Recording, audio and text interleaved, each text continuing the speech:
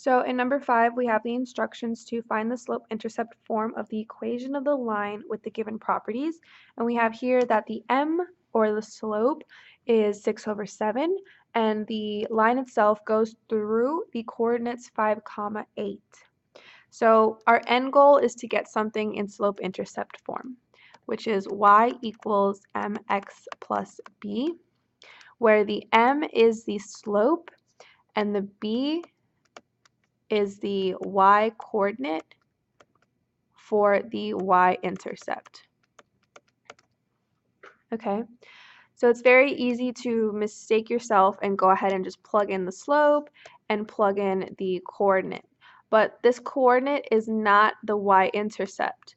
Therefore, we can't plug that in.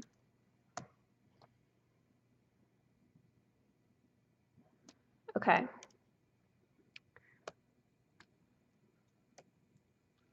So let's keep the slope-intercept form on the side here to remind us that that's what our end goal is. So here we have the slope and we have a coordinate. And the only thing we can really do with that to put it into an equation is to put it into point slope form.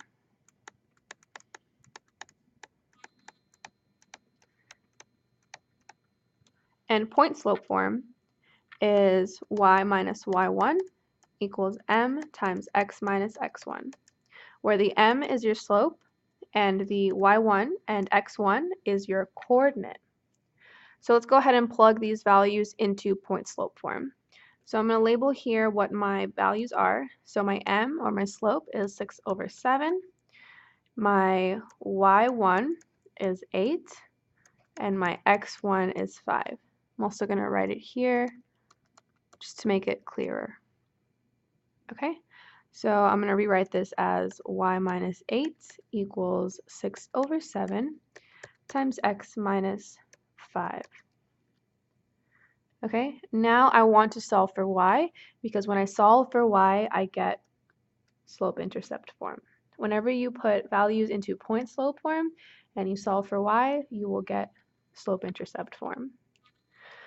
All right, so let's go ahead and add the 8 on both sides. That way we get y by itself on the left, and we get 6/7 times x minus 5, and then plus 8 on the outside. Now let's go ahead and simplify as much as we can. So I'm going to distribute this 6/7 into my factor of x minus 5. So this is going to be y equals 6/7x minus 6/7 times 5. And then I'm going to bring down the plus 8.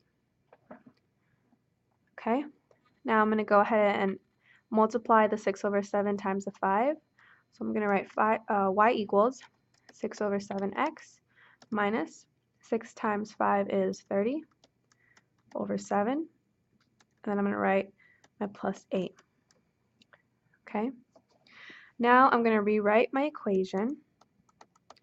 But when I get to the plus 8, I'm not going to write plus 8. I'm actually going to change the proportion of 8, because right now we have 8/1. And we have the option to combine the 8 and the 30/7, but to combine them, we have to have like denominators. So I have to get this 8/1 proportional to something over 7. So I want this to be something over 7. Okay, so what I'm going to do is I'm going to figure out what this denominator has to multiply to get the 7. And that is 7. So 1 times 7 equals 7. So if I multiply the top by the same number, I get 56. So 8/1 is the same thing as 56/7. But I prefer writing 56/7 because now I have same denominators here and I'm able to combine these two terms. So now we're going to have y equals 6/7x, and then negative 30 plus 56 is positive 26, and then I'm going to bring down my denominator. Okay, now what we have here is slope-intercept form, and that is what the equation was asking us to put the properties in. So that is our answer.